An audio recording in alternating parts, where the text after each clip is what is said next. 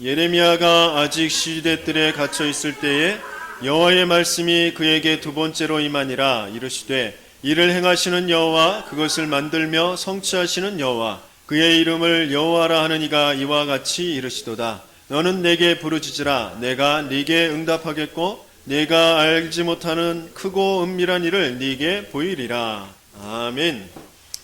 하나님께서는 분명히 우리에게 영원한 생명의 축복을 계획하시고 우리를 만드셨고 우리와 함께 하시며 모든 것들에 대한 이유와 계획을 알 수 있도록 은혜를 주시며 그것을 누리도록 우리를 축복하셨습니다. 그런데 그것을 잃어버려서 끊임없이 내가 필요한 것, 내가 좋아하는 것, 그것에 집착하며 살아가도록 그렇게 되어졌어요. 그게 원죄의 사건 이후에 일어난 고통의 문제입니다. 모든 사람은 다 그렇게 지금 살아가고 있어요.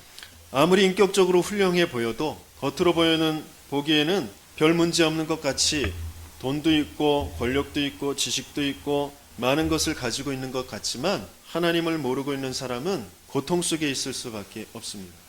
그리고 뭔가에 집착되어져서 살아갈 수밖에 없습니다.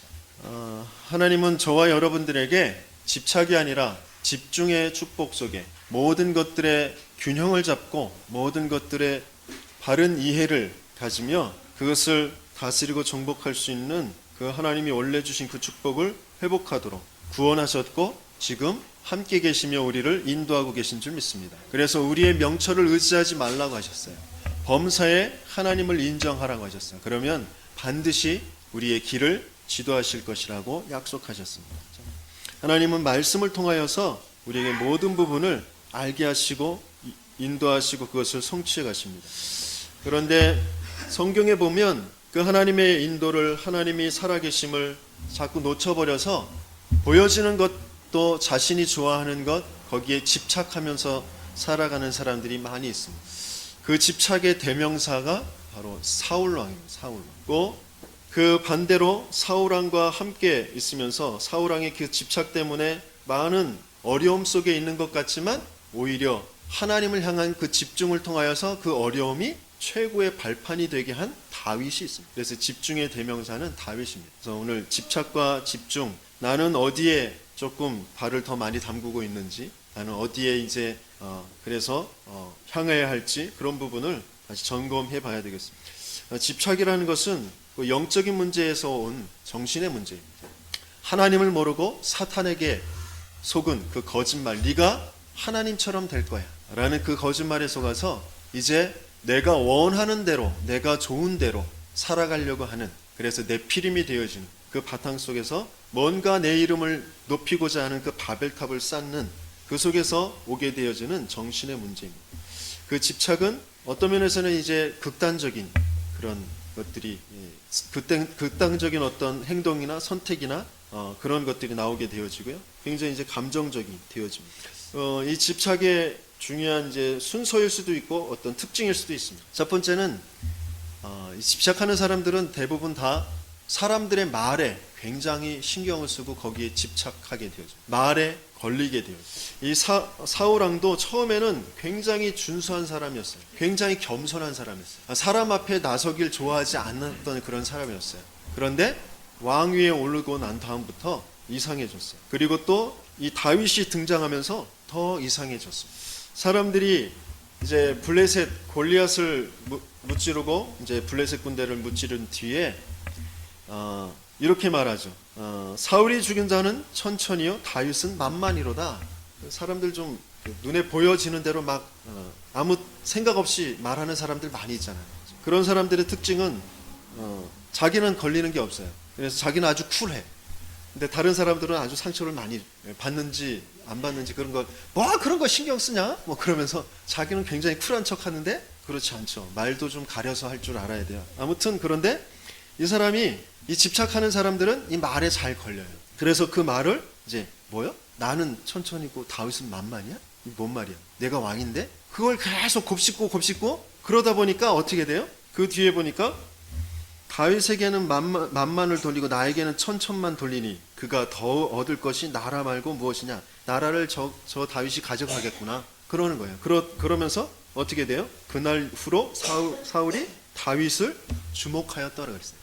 이제 일거수일투족을 이제 주목해서 보는 거죠. 그러면서 속으로는 어떻게 해요? 요새 애들 뭐 삐졌다, 나 마음이 안 든다, 그럴 때 세 마디 하죠. 흥 치풍 그러잖아요. 속으로 흥 치풍 하고 있는 거예요. 지금 다윗에게 계속 다윗이 하는 모든 부분이 이제 마음에 안 드는 거예요.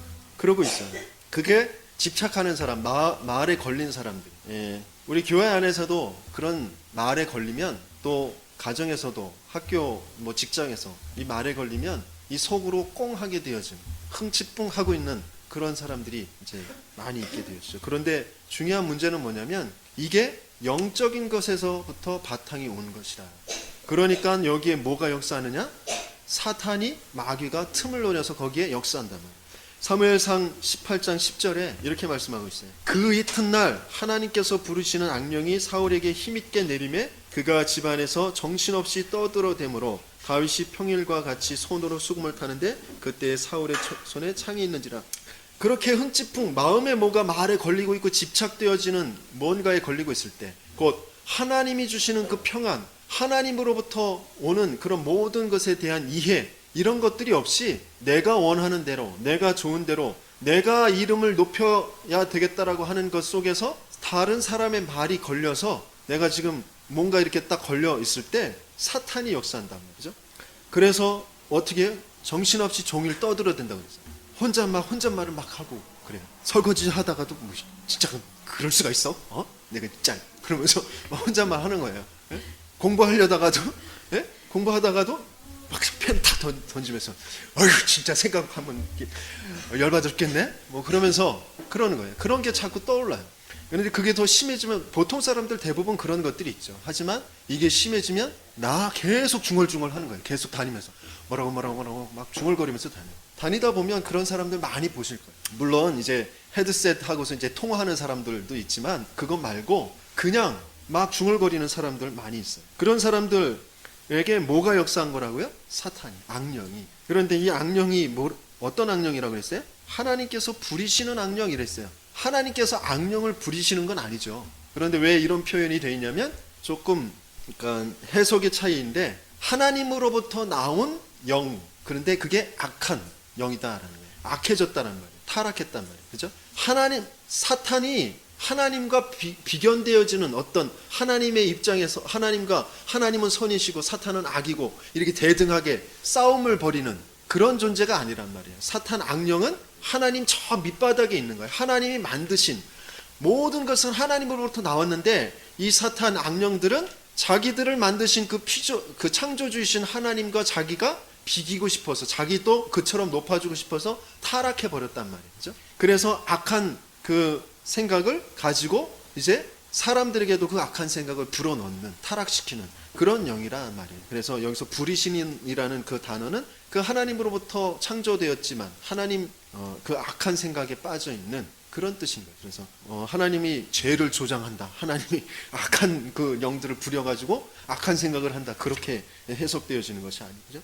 아무튼 이렇게 뭔가 집착하는 사람들은 자꾸 말에 걸리고 또 사탄이 주는 그 생각 속에서 엉뚱한 이제 그 깊은 수렁으로 더 빠져들게 되어지죠. 그러면서 어떻게 해요? 다윗이 평일과 같이 항상 하나님께 찬양하고 하는 그런 시간을 가지고 있는데 이 흥치뿡 하고 있는 게 보기가 싫은 거예요. 그죠? 그 악한 또 영이 역사하니까 이 사울이 어떻게 해요? 자기가 손에 들고 있던 창을 다윗에게 던지는 거예요. 내가 저놈을 벽에 박아버릴 거야 하면서 던져버리는 거예요. 공격적이 되어지죠. 폭력적이 되어지죠. 그러면서 시간이 점점 흐르면서 이제 자신의 한계들이 계속 올 때 사람들은 뭘 하게 되어지냐면 아주 그 영적인 이제 부분에 손을 대게 되어집니다. 바로 그 무당, 귀신 들린 자를 찾아가서 자기의 한계를 해결해 보려고 하는 것입니다. 뭔가에 계속 집착하는 그 상태에서 그 집착된 것을 추구하는데 그게 내게 자꾸 안 온단 말이에요. 그러면 그럴수록 계속 수렁에 빠지면서 더 집착되어지면서 그것을 갖기 위해 이제 다른 힘을 빌리려고 해요. 본격적으로 우상 숭배를 하고 본격적으로 귀신 들린 자를 찾아갑니다. 돈이라든지 아니면 사람이라든지 어떤 자리라든지 그런 것에 자꾸 집착이 되어지면 그것을 가장 중요한 그것이 왜 생겼는지에 대한 이유와 원인은 찾아보질 못해요. 그것을 빨리 돌이켜서 하나님께서 왜 나에게 이런 문제를 주셨지? 내가 왜 여기에 빠져 있지? 이런 것을 돌아볼 수 있어야 되는데 그렇게 돌아볼 수 없게 만들어요. 계속해서 그것만 보게 만들어요.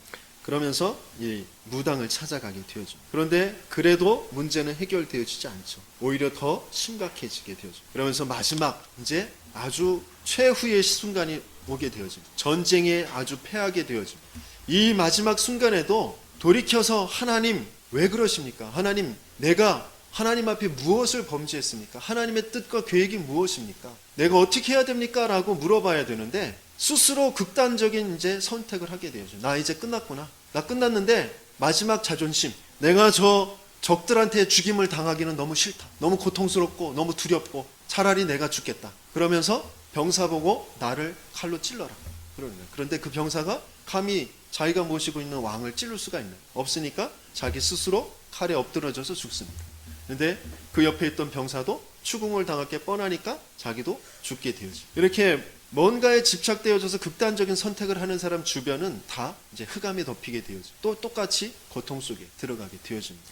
그래서 우리는 빨리 그것을 벗어버려요. 내가 뭐에 집착되어져 있는지, 그것에 내가 종로로 타는, 그리고 그것에 내가 그 배경의 역사는 하나님의 계획도 안 보이고 하나님의 인도도 받지 못하고 뭔가에 자꾸 거기에 끌려가고 있는 것, 그게 집착이거든요. 하나님의 말씀, 하나님의 계획, 그 속에 보여지지 않은 것을 자꾸 향하여서 가고 있는 것을 바로 집착이라고 하는 것입니다.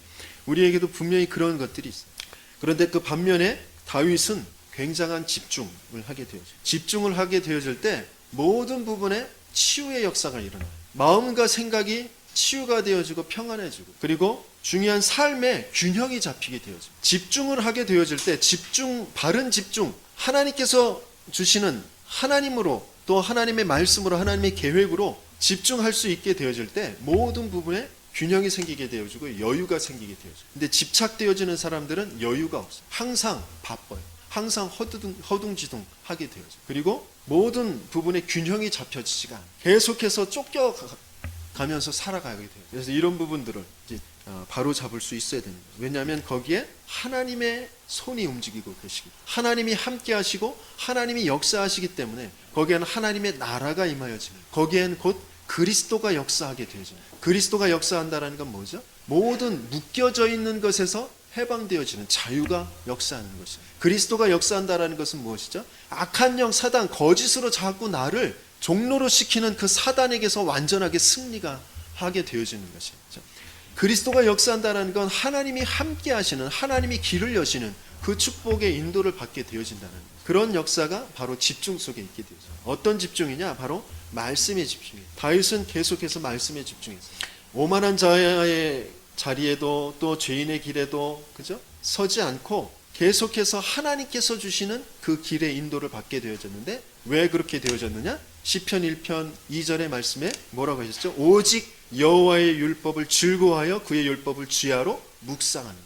말씀에 집중할 때 모든 부분에 대한 이해가 되어진다. 어떤 것이 바른 것이고 어떤 것이 악한 것인지 하나님 안에서 그것이 분별이 되게 돼 있어요. 내가 육신적으로는 이게 좋아 보이고 이게 유익인 것 같고 잠깐은 이게 나에게 좋은 유익을 주는 것 같지만, 하나님의 말씀 속에서는 먼 하나님의 절대 계획 속에 볼 때에는 이건 하나님이 원하시는 것이 아니구나 라는 것을 분별할 수 있게 되죠. 어디 안에서요? 말씀 안에서.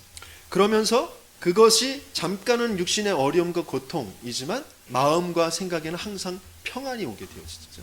여호와께서 나의 목자시니까 내가 부족함이 없다. 그러면서 그가 항상 나를 어디로 인도하신다고? 쉴만한 물건, 푸른 초장으로 나를 인도해 가신다. 내가 해를 그 사망의 음침한 골짜기, 굉장히 많은 어려움과 수많은 위협들, 이런 것들이 있는 곳을 내가 다니지만 내가 그것에 두려움을 느끼지 않는다. 왜?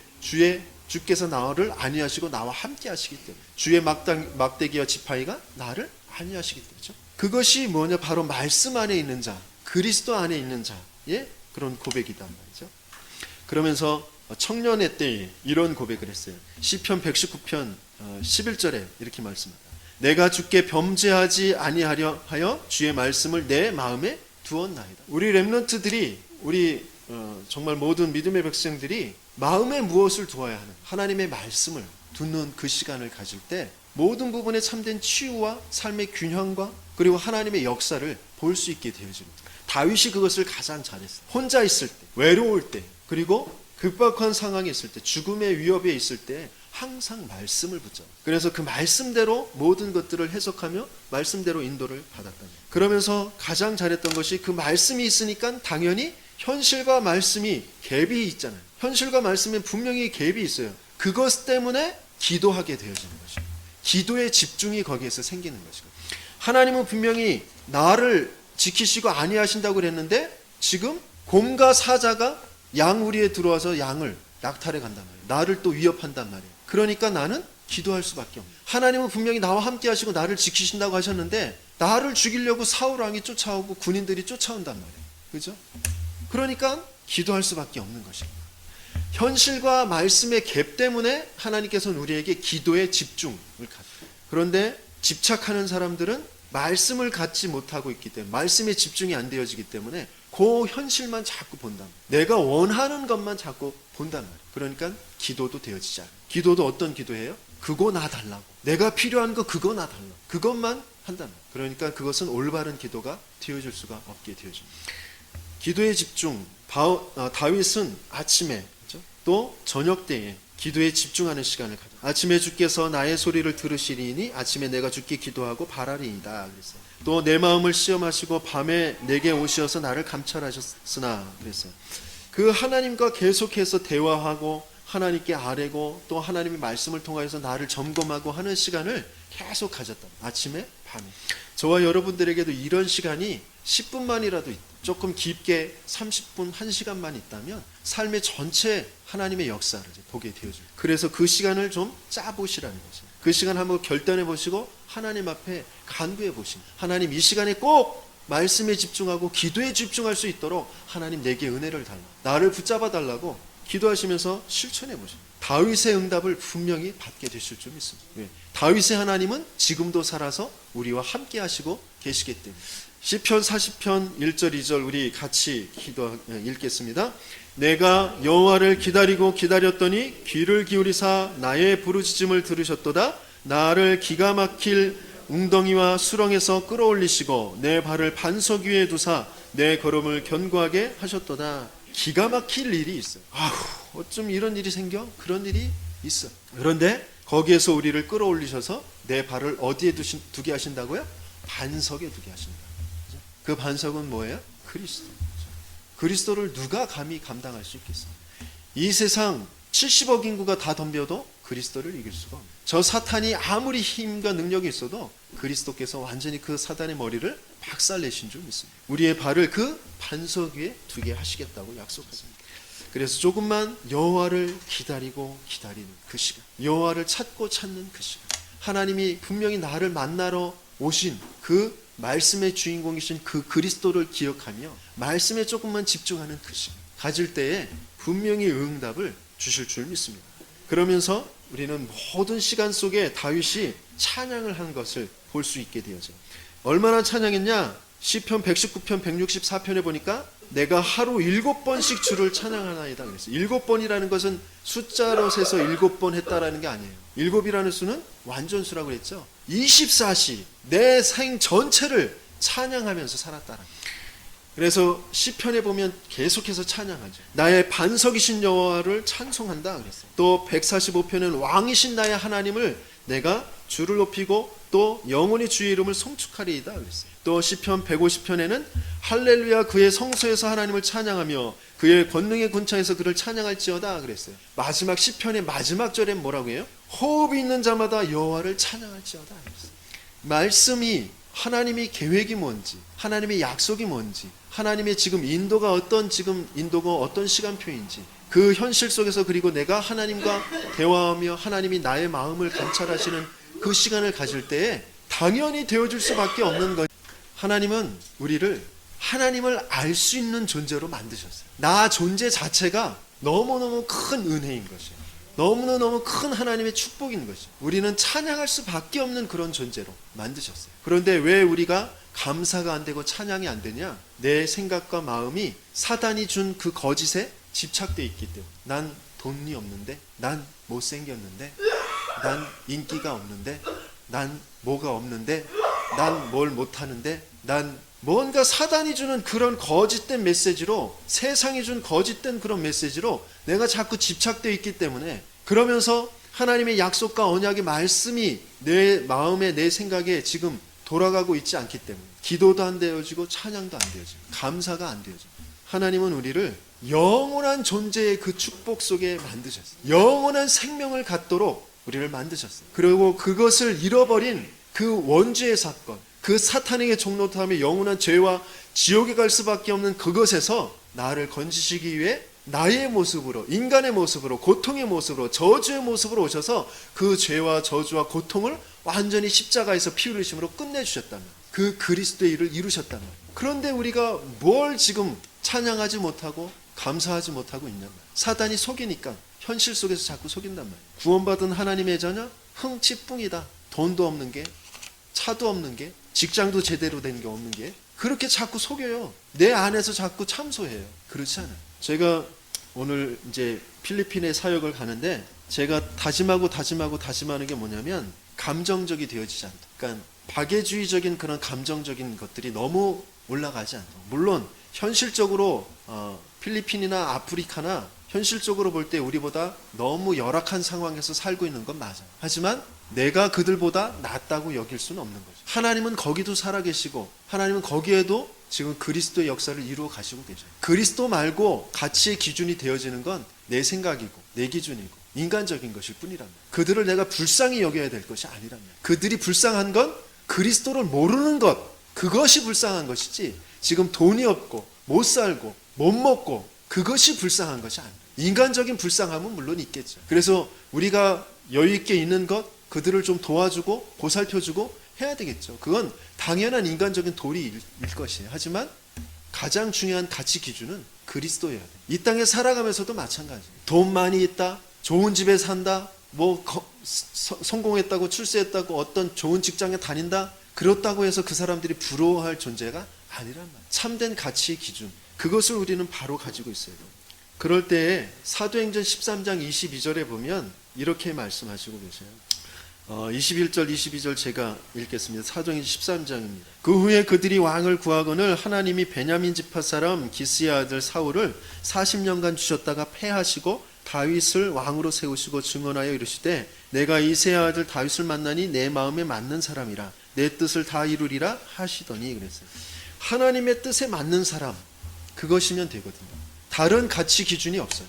많은 것을 갖추고 있다. 지식을 갖추고 있고 용모가 빼어나고 용기도 있고 또 뭔가 큰 실력도 있고, 물론 하지만 그건 다 하나님께서 주신 것이죠. 하나님이 달란트를 주시고 전문성을 주셔요. 그런데 그 달란트와 전문성이 최고의 축복으로 딱 드러나게 하시는 것이 어디에서부터 그것이 드러나게 하시고 그것을 가꾸게 하시고 그것이 서밋의 자리에 있게 하시느냐? 미션이라는 것에 있게 하시죠.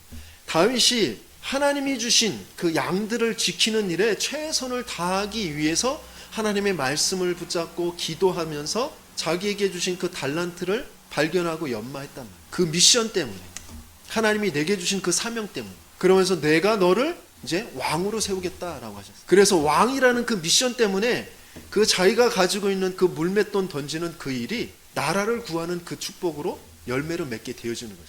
하나님의 미션이 아니면 내가 가지고 있는 능력, 내가 가지고 있는 어떤 큰 특기, 그런 것이 오히려 집착으로 가게 되죠. 사울왕이 그랬던 거죠. 자기가 용모가 준수했어요. 꽃미남이었어요. 꽃미남. 그래서 사람들이 참 이스라엘에 이렇게 준수한 사람이 없다라고 할 정도로 친송이 자자했던 사람, 겸손했던 사람.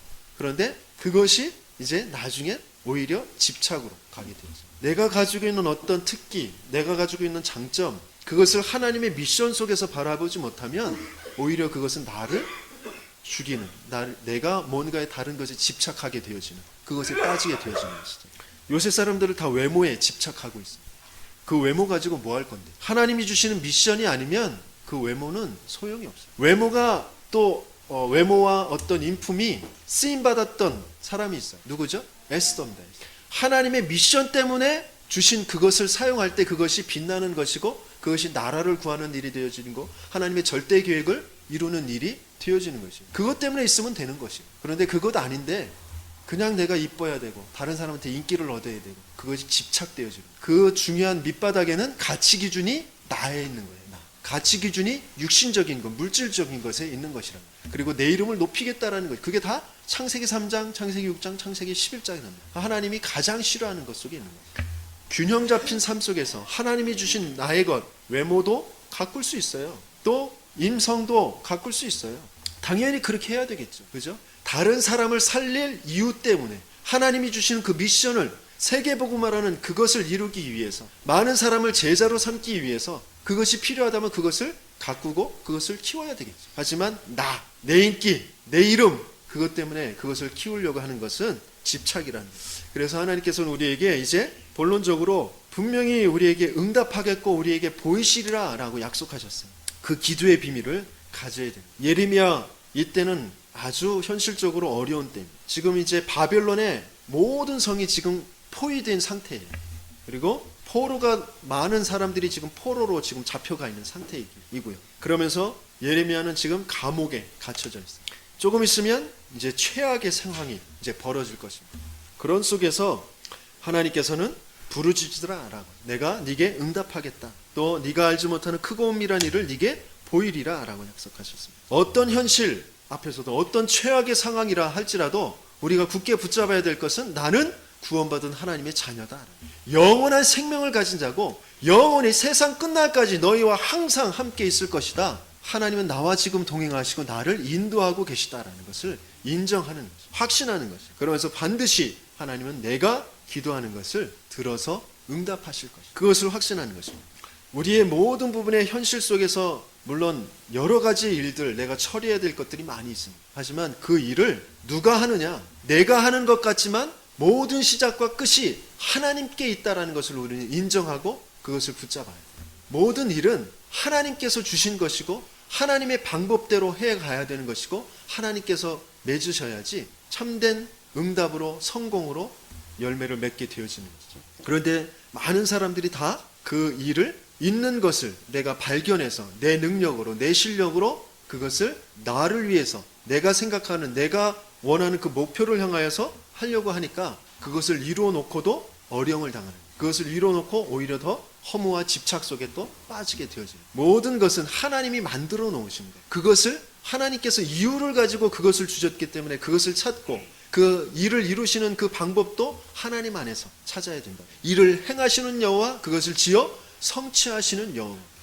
그래서 우리는 모든 것을 누리면서 그 주신 것을 이유를 알고 그리고 그것을 이제 하나님 앞에 영광을 돌리도록 그렇게 만들어졌다라는 것이죠. 그래서 이제 우리가 해야 될 것은 물론 육신적으로 주체적으로 내가 해야 될 것들이 분명히 있어요. 하지만 그 해야 하는 그 모든 것 속에 그 방법도 그 능력도 어디에서 나온다라고 확신하고 있어야 되냐면 하나님께로부터 나온다라고 확신하고 있어요. 그래서 우리 인간이 할 수 있는 최고의 것은 바로 기도라는 거죠. 그래서 너는 내게 부르짖으라 하셨어요. 에스겔서의 말씀에 보면 우리 에스겔서 말씀을 우리 같이 한번 쭉 읽어보겠습니다. 에스겔서 36장 34절에 38절.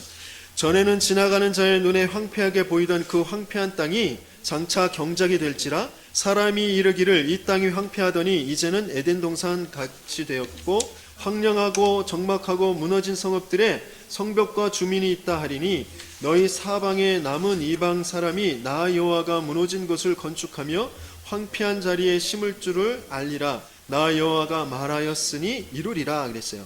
분명히 하나님께서 약속하신 것을 이룰 것이다 라고 하셨어요. 그런데 그 뒤에 같이 읽습니다. 주 여호와께서 이같이 말씀하셨느니라. 그래도 이스라엘 족속이 이같이 자기들에게 이루어 주기를 내게 구하여야 할지라.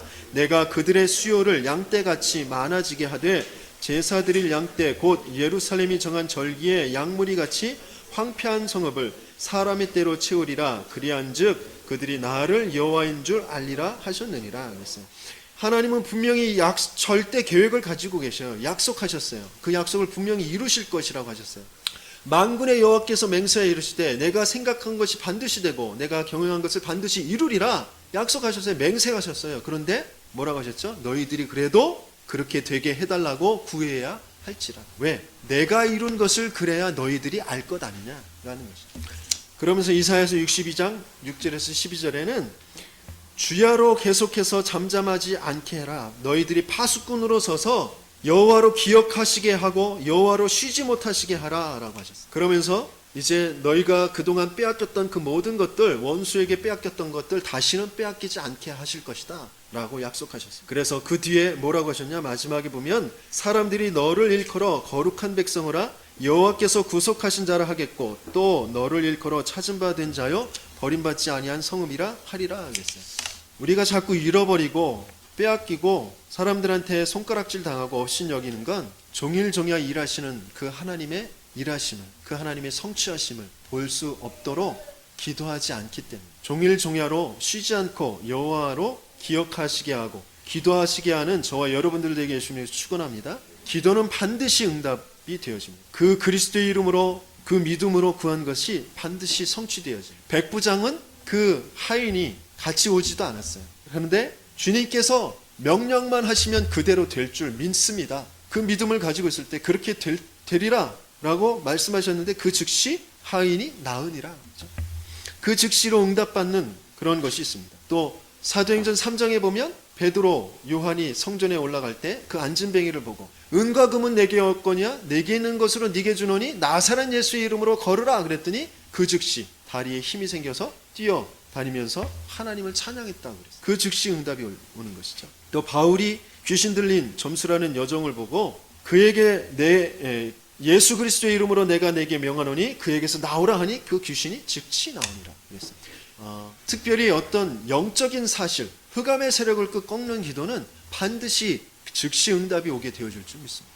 그래서 우리가 계속해서 영적인 싸움을 싸우는 그것을 놓치지 말아야 돼요. 우리 가정의 자녀들에게 우리 사업장의 이 지역에 역사하는 모든 흑암의 세력들, 우상의 세력들 끊임없이 꺾으셔야 돼요. 여러분들 식사기도 때 어떻게 기도하시는지는 모르는데 저는 항상 식사 기도 때마다 우리 가정 가문에 민씨 가문, 이씨 가문, 신씨 가문, 김씨 가문, 신씨 가문, 김씨 가문 뭐예요? 우리 며느리들 가문이에요. 우리 큰 형수님, 우리 형수님이 신씨, 우리 제 이제 김수현 사모가 김씨. 그래서 그 가문까지 반드시 그 배경 속에 역사하는 흑암의 세력들, 우상의 세력들 있답니다. 그것들을 꺾어.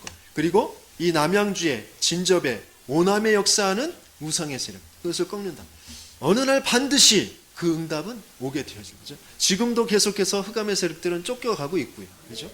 그리고 시간표 따라서 나중에 오는 응답. 아브라함은 25년 만에 약속하신 그 이삭을 얻게 되어집니다. 중요한 사실은 창세기 21장 1절 2절 같이 읽어보겠습니다. 여호와께서 말씀하신 대로 사라를 돌보셨고 여호와께서 말씀하신 대로 사라에게 행하셨으므로 사라가 임신하고 하나님이 말씀하신 시기가 되어 노년의 아브라함에게 아들을 낳으리니 뭐라고 돼 있죠? 계속해서 여호와께서 말씀하신 대로, 여호와께서 말씀하신 대로. 하나님은 말씀하신 대로, 약속하신 대로 이루시는 하나님이신 줄 믿습니다. 그런데 내가 그 말씀 속에, 내가 그 약속 속에 없기 때문에 자꾸 딴 데서 자꾸 헤매면서 내가 왜 응답이 없지? 나 왜 이러지? 그러고 있답니다. 말씀 속에 있으시기 바랍니다. 요셉도 13년 만에 응답을 받았어요. 하지만 아브라함이 25년 만에 또 요셉이 13년 만에 그런 형들을 만나서 그런 응답을 받은 것 같지만 아브라함도 요셉도 전 인생을 통해서 하나님은 항상 응답하시고 계셨던 것이죠. 그죠? 이런 부분이 우리는 보여져요. 내가 원하는, 내가 바라는 그 어떤 것이 딱 되어진 것만 응답이 아니라 하나님은 전 시간표를 두고 인생 전체를 두고 우리에게 응답하시고 계시다라는 것입니다. 그러면서 무응답의 응답을 주실 때도 있어요. 사무엘상에 보면 사무엘상 14장에 보면 이제 블레셋 군과 이제 싸움을 벌이게 되어질 때 요나단이 먼저 가서 이제 블레셋 군대를 이제 많이 무찌르게 되어집니다. 그런데 그 중에서 이제 그 후에 이제 사울이 그 본대를 가지고 이제 블레셋을 추격하는데 그 뒤에 이제 이런 장면이 이제 연출되어지는 것이에요. 우리 사무엘상 14장 36절 37절 같이 읽어보겠습니다. 사울이 이르되 우리가 밤에 블레셋 사람들을 추격하여 동틀 때까지 그들 중에서 탈취하고 한 사람도 남기지 말자. 우리가 이르되 왕의 생각에 좋은 대로 하소서 할 때에 제사장이 이르되 이리로 와서 하나님께로 나아가사이다 하매 사울이 하나님께 묻자오되 내가 블레셋 사람들을 추격하리이까 주께서 그들을 이스라엘의 손에 넘기시겠나이까 하되 그 날에 대답하지 아니하시는지라 그랬어요. 이 사울 왕은 뭔가 자꾸 전과를 내길 원하고 사람들에게 인기를 받길 원해요. 그래서 이제 막 블레셋을 추격하려고 한단 말이에요. 그런데 하나님께서는 대답하지 않으셨어요. 무응답에 응답을 주셨어요. 근데 여기에서 이제 사울 왕은 이 죄가 누구 죄인지 죄를 이제 물어요. 하나님의 계획을 묻지 않고 백성들에게 이 죄를 물어요. 그 전에 이 전쟁에 나가면서 우리는 이제 금식하자라고 하고 금식하면서 싸워요. 그러니까 백성들이 기진해요. 힘이 없어요. 피곤해요. 그래서 더 쫓아가기가 너무너무 힘들어요. 그래서 하나님께서는 이제 응답하시지 않은 것일 수도 있는데 이 하나님의 계획이 뭡니까? 하나님의 뜻이 무엇입니까? 물어봐야 되는데 죄를 물어. 이 누구 때문에 그런 거야 이거? 그래서 이제 그 죄, 이제 백성들의 죄입니까? 아니면 요나단과 왕인 나의 죄입니까? 그렇게 물어요. 그랬더니 이제 백성들의 죄는 아니다가 돼요. 그러면 왕인 나와 요나단 둘 중에 누구 죄입니까? 요나단이 아들이지만 아들이라고 할지라도 내가 그 죄를 물어서 그 죄를 묻겠습니다. 그렇게 이제 하는 거예요. 근데 이제 요나단의 죄가 이제 되어집니다. 여기에서도 또 하나님께서는 중요한 이제 복음에 대한 예수에 대한 이제 그림자를 숨겨 놓으세요.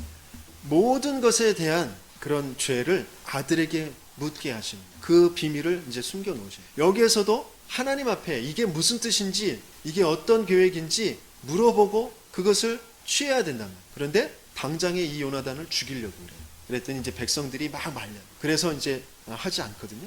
아무튼 무응답일 때에 중요한 것이 뭐냐면 더 중요하게 하나님께서 주시려는 약속이 뭐냐면 그리스도 이거 붙잡게 하시는 거예요. 예수 이거 붙잡게 하시는 거예요. 그걸 남기게 하시려고 하시는 거죠.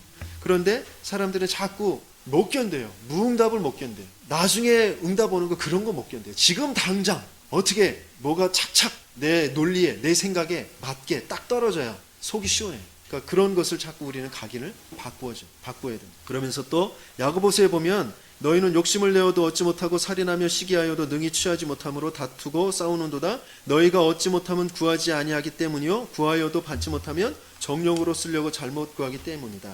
나 육신을 위해서 나를 위해서 구하는 것 그것 하나님께서 주지 않는 것이 하나님의 자녀의 축복이고 응답입니다. 하나님의 자녀가 아닌 자들은 구하는 것 그대로 받는 것이 많아요. 우상 숭배하면서 귀신들에게 굿하고 점치고 그러면서 얻어내는 것이 많이 있어요. 그래서 뭐 교회 안 다녀도 된다고 생각하고 그것을 흡족하게 생각하고 살아가요. 하지만 영원한 저주, 영원한 멸망 그 속에 자꾸 영원한 집착 여기에 이제 빠져드는 것이죠. 하나님의 자녀는 욕심으로 구하는 것, 나를 위해서 구하는 것 하나님께서는 잘 들어주시지 않습니다. 응답이 없을 때 오히려 감사해야죠. 그죠? 아, 하나님이 완전한 것으로 더 좋은 것으로 나에게 주시려고 하구나. 내가 진짜 하나님 자녀 맞구나. 그러면서 감사하시기 바랍니다. 그러면서 우리가 가져야 될 중요한 기도의 시간 언제 가지실 것이냐? 이제 새벽 예배, 우리 이제 새벽 예배가 아침 예배로 바뀌어졌어요. 새벽 예배 시간이 5시였는데 이제 6시로 바뀌어졌습니다. 근데 6시에 나오는데 6시에 동이 다 터가지고 주위에 환해져가지고 새벽 예배 기분이 잘 안 나을 때도 있어요. 아무튼 새벽 예배 시간이 바뀌어졌어요. 새벽 예배를 못 하시는 분들은 일어나시자 마시자 그 아침 시간 그 시간을 아침 시간으로 해요. 낮에 2시에 일어나도 그 시간이 아침 시간이에요. 그러니까 그 아침 시간을 하나님 앞에 먼저 기도하면서 시작해 보자고요. 기도문 하시고 말씀 써고 말씀에 집중하시면서 하루 스케줄을 통해 하나님께서 역사하실 계획이 무엇인지 그것을 정말 말씀을 붙잡고 한번 읊조려 보는 거예요. 그러면서 그 속에서 하나님께서 주시는 평안과 하나님의 그 계획을 붙잡고 찬양하는 시간을 한번 가져봅니다. 하루 종일 그러면 찬양이 자꾸 내 머릿속에서 생각 속에서 코 속에서 흥얼거리게 되어집니다. 그러면 어떤 어려움과 문제, 사건이 생겨도 그 속에서 바르게 균형 잡힌 생각과 마음을 가지고 인도를 받을 수 있게 되어줄 거죠. 삼오늘의 축복이 무엇인지 그것을 한번 또 다시 한번 점검해 보시고 그리고 이번 주에 해야 할 실천사항은 주간 스케줄 하시면서 예배 시간 또 기도의 시간 말씀 묵상할 시간 또 전도에 대해서 생각해 볼 시간을 언제 가질 것인지 그것을 확정해 보는 것입니다. 그리고 이번 주에는 특별히 나의 갈보리산, 나의 감람산, 나의 마가다락방 이거 무엇인지 말씀을 찾고 묵상하고 각인하는 그런 시간을 가져보시기 바랍니다. 이 말이 무슨 말인지 모르겠다. 저쪽에 프린트 가지고 가셔서 읽어보시고